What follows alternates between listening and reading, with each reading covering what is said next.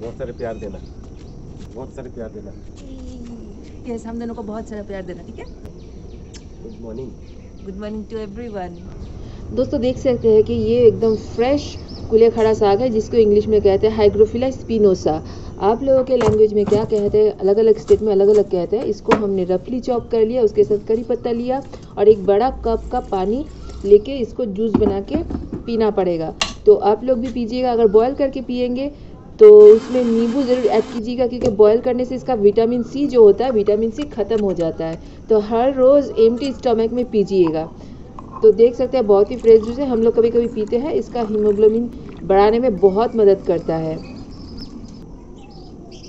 तो सबको वेलकम कर दो आज। Good morning, hello friends. आज सुबह बाबू वेलकम कर रहे हैं आप लोगों को। सुबह सुबह चीयर्स, हम लोग पी रहे हैं कुलेखाड़ा जूस।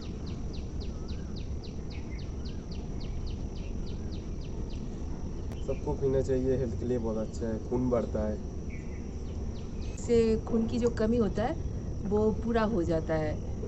हम कभी कभी पी लेते हैं, जो नमनेस आ जाता है, कभी कभी हम ऐसे बैठे रहते हैं तो बीच बीच में नम हो जाता है हम लोगों का हाथ पैर। तो ये पीने से एकदम 1 हफ्ते के अंदर आपको खून की कमी गायब हो जाएगा आपका। Please comment, subscribe, share. तो देख सकते हैं कि जाने से पहले सुब्रत तो थोड़ा सा एक्सरसाइज स्ट्रेचिंग करके जा रहा है। वो पहले सबसे ज़्यादा फिटनेस फ्रीक था, अभी उसको टाइम नहीं मिलता है तो वो कर नहीं पाता है, बहुत ही दुखी हो जाता है। क्योंकि देखिए एक इंसान को कम से कम 8 घंटा के नींद ज़रूर चाहिए।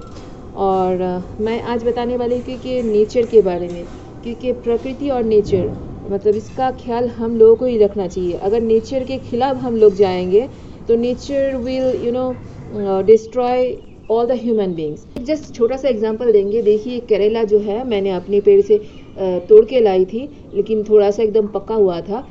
रातों रात देखिए ये फट गया है अपने आप ही। इसको मैंने कुछ भी नहीं किया, ऐसे ही रख दिया था बाहर, तो अपने आप ही इसने अपने आप को इवोल्यूशन कर लिया कि अभी इसको बाहर आना है, दाने को जो है बाहर आना है। ये दाना भी खुद से ही साफ हो गया, इसको हमने साफ करके नहीं रखा है। तो nature can take care of themselves, so we should take care and preserve the nature. तो चलो आज सुबह सुबह मैंने एक्सरसाइज नहीं किया, जस्ट स्ट्रेचिंग किया एज अ रेगुलर जैसे करती हूँ। करके फिर घर साफ करने लगी, क्योंकि वीडियो भी बनाना था, आप लोगों से कुछ बातें भी शेयर करना था, इसलिए झाड़ू लगा ली। ये जो बैल्कनी देख रहा है इसको साफ करने में मेरा जान चला जाता है बिल्कुल ही, क्योंकि ये इक्वल नहीं है। जो स्लैब है वहाँ पे पानी होता है, तो बारिश होता है तो बिल्कुल ही पानी रुक जाता है। तो इसको बार बार साफ़ करने में, और देख रहा है कि दीवार में प्लास्टर नहीं है तो ये जो बालू है ये बार बार आ जाता है, तो इसलिए हमको बहुत तकलीफ़ हो जाता है बार बार साफ़ करने में। चलो कोई बात नहीं, फिर घर भी साफ़ कर लिए इसी बहाने। ये सुबह सुबह काम करने से क्या होता है कि बाकी के दिन में हमको टाइम मिल जाता है दूसरा काम करने के लिए। तो बस ये पानी का बकेट भी हम उठा के ले आए घर के अंदर, क्योंकि बाहर रखा हुआ था। सुब्रत तो वैसे घर के अंदर ही लेके आते हैं, लेकिन वो रख के गया तो मैंने सोचा कि चलो अंदर रख देते हैं, साफ़ हो गया। तो यहाँ पे पानी खरीद के पीना पड़ता है, और हम नहाते भी हैं इसी पानी से, क्योंकि यहाँ पे जो हमारे घर में जो पानी आता है वो कुआं का है, और इतना ख़राब पानी है कि आपके बाल स्किन सब ख़राब हो जाएगा, तो वो ख़रीद के ही लाता है। और इसीलिए मैं सुब्रतों को थैंक यू कह रही हूँ। और कुछ पेड़ हमने ऐसे ही रख दिया था, तो उस पेड़ को हमने सोचा कि चलो आज इसको काट के अच्छे से रिपोर्टिंग कर दिया जाए। तो देख रहे हैं इसका जो जड़ है इसको हमने काट लिया थोड़ा थोड़ा करके। अब जब भी रिपोर्टिंग कीजिएगा देखिएगा कि वेदर अभी बहुत ज़्यादा हॉट है। अगर बहुत ज़्यादा गर्मी रहेगा तब रिपोर्टिंग मत कीजिए, थोड़ा सा बारिश होगी या फिर कूल वेदर होगा तभी रिपोर्टिंग कीजिए। ये कुलेखाड़ा साग है, मैं बाज़ार से जो लाई थी देखिए यहाँ पे जड़ उगा हुआ है, वो पानी में रखा हुआ था। और बारिश के जो पानी होता है उसको आप लोग स्टोर करने की कोशिश कीजिए, क्योंकि बारिश के पानी में ना बहुत सारा न्यूट्रिएंट्स होता है। जो पौधा होता है पौधा के लिए एकदम बहुत अच्छा मेडिसिन होता है। तो आप कोई भी पौधा उसमें रख देंगे तो उसमें जड़ आ जाता है और बच भी जाता है। तो डे बाय डे देख रहे हैं कि पॉपुलेशन ग्रो हो रहा है। तो पॉपुलेशन ग्रो हो रहा है, इसका मतलब ज़मीन भी ज़्यादा चाहिए, घर भी ज़्यादा चाहिए। तो जैसे आप घर बनाते हैं उसी हिसाब से पेड़ भी लगाया कीजिए, क्योंकि पेड़ नहीं लगाएंगे तो सिर्फ एसी फैन या फिर कोई भी अप्लायंस हो, कोई भी एकदम फास्ट फॉरवर्ड कोई भी गैजेट्स हो, आपको ज़िंदा नहीं रख सकता है। तो ज़िंदा रहने के लिए ऑक्सीजन चाहिए। ऑक्सीजन हम लोग मैन मेड नहीं कर सकते हैं क्या? जैसे मैंने बताया कि क्या ऑक्सीजन के कैन लेके आप घूमेंगे?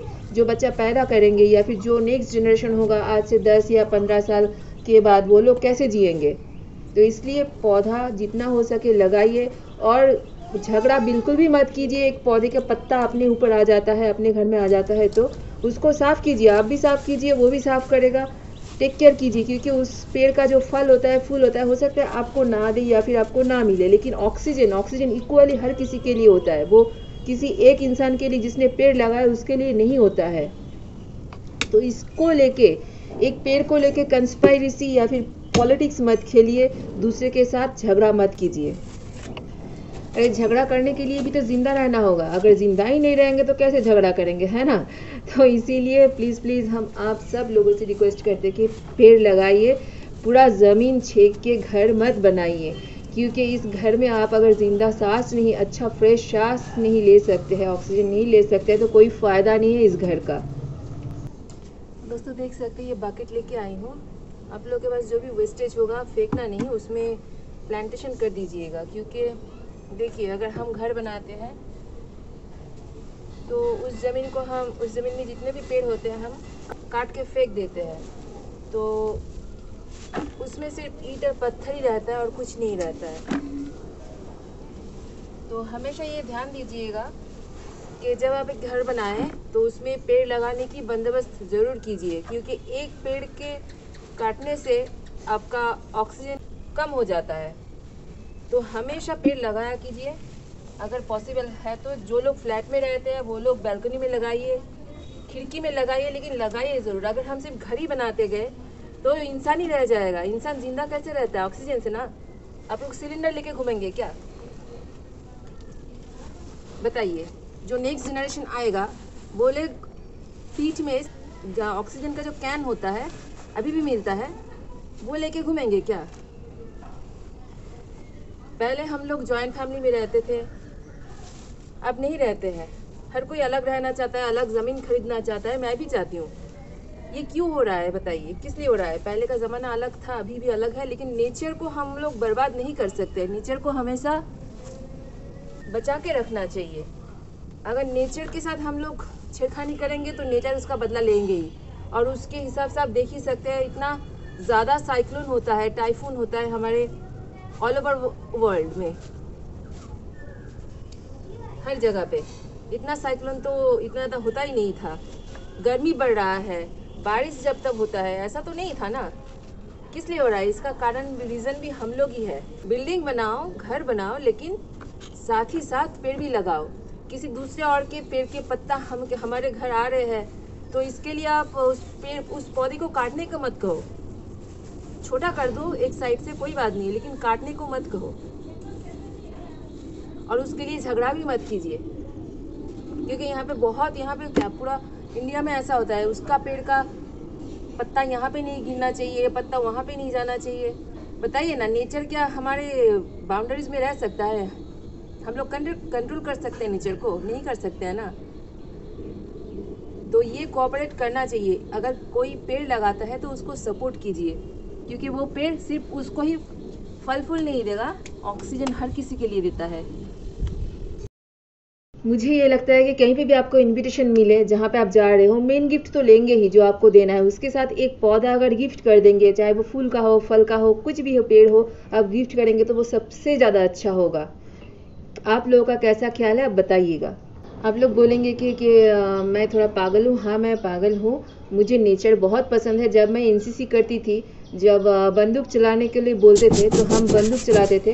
तो बंदूक चलाने के बाद जो राइफल चलाते हैं, राइफल चलाने के बाद आपके आंखों में धुआं लग जाता है, तो आपको कुछ दिखाई नहीं देता है। ओपन फील्ड में ट्रेनिंग होता है, तो मुझे कुछ दिखाई नहीं दे रहा था। तो मैंने सर को बोला कि सर मुझे कुछ दिखाई नहीं दे रहा है, क्योंकि गन से फायर करने के बाद धुआं निकलता है, वो धुआं आँख में चला जाता है और धूप में ट्रेनिंग होता है। तो सर ने बोला कि वहाँ देखो, बाजू में ही इतना सारा जंगल है, उसमें वो जो ग्रीन पेड़ है, ग्रीन पेड़ को देखो, आंखें फिर से ठीक हो जाएगा, विजन फिर से आपको वापस आ जाएगा। तभी से मुझे पता चला कि अच्छा, तो ये चीज़ें, ये जो ग्रीन पेड़ होता है, आपको जब भी डिप्रेशन आ जाए या फिर कुछ भी हो जाए तो पेड़ की तरफ देखोगे तो अच्छा हो जाता है। तो I really feel like that and I also enjoy and I observed that also, that it's very true and it's really, nature has a very healing power.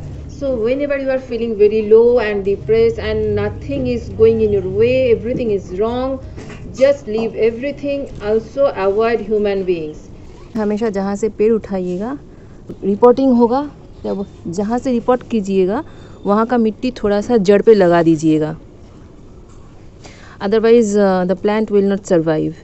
तो ये ज़रूर कीजिएगा, जहाँ से लाइएगा वहाँ से रिपोर्टिंग करने से पहले जिस मिट्टी से आप लाएंगे वहाँ का मिट्टी थोड़ा सा ऐसे बाउंड कर दीजिएगा, लगा दीजिएगा। ये देखिए, ये जोजोबा फ्लावर के पेड़ जो भी होता है इसमें मीलीबाग होता है। ये देखिए मीलीबाग है, और ये जब मीलीबाग आपके प्लांट्स में आ जाएगा, स्पेशली जोजोबा फ्लावर में होता है, तो एकदम ही पूरा पेड़ ख़त्म कर देता है। पॉट की मिट्टी को पहले लूजन अप कर लीजिएगा। बहुत दिनों से मैं सोच रही थी कि इसको रिपोर्टिंग करूँगी, थोड़ा अभी बारिश हो रही है 2-3 दिन से, तो वेदर बहुत अच्छा हो गया, तो सोचे कि चलो आज रिपोर्टिंग कर ही देंगे,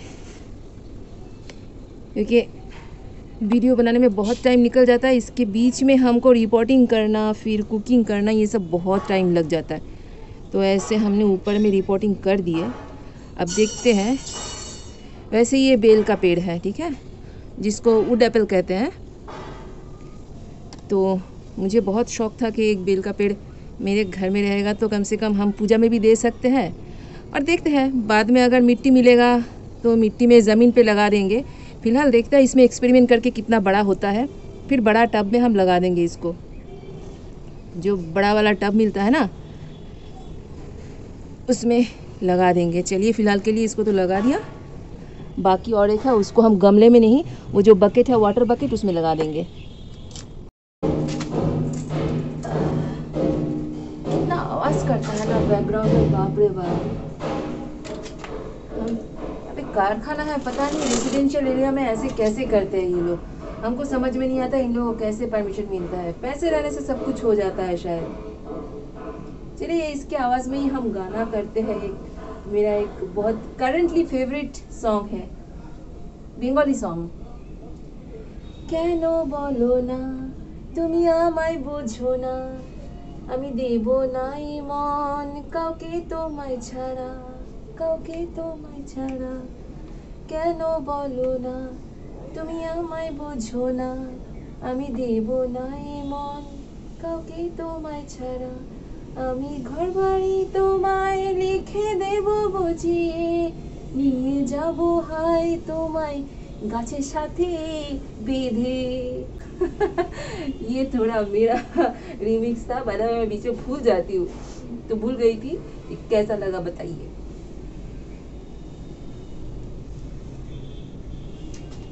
কেন বোঝো না তুমি আমার ইশারা, আমি দেব না মন কাউকে তোমায় ছাড়া। चलो इसको प्लांटेशन कर दिया। अब देखते हैं, ये यहाँ से थोड़ा सा छेद करना पड़ता है ताकि पानी बाहर जा सके, ठीक है। अभी फ़िलहाल के लिए इतना ही। बाप रे बाप। जो भी हो, हम फिर मिलेंगे नेक्स्ट ब्लॉग में।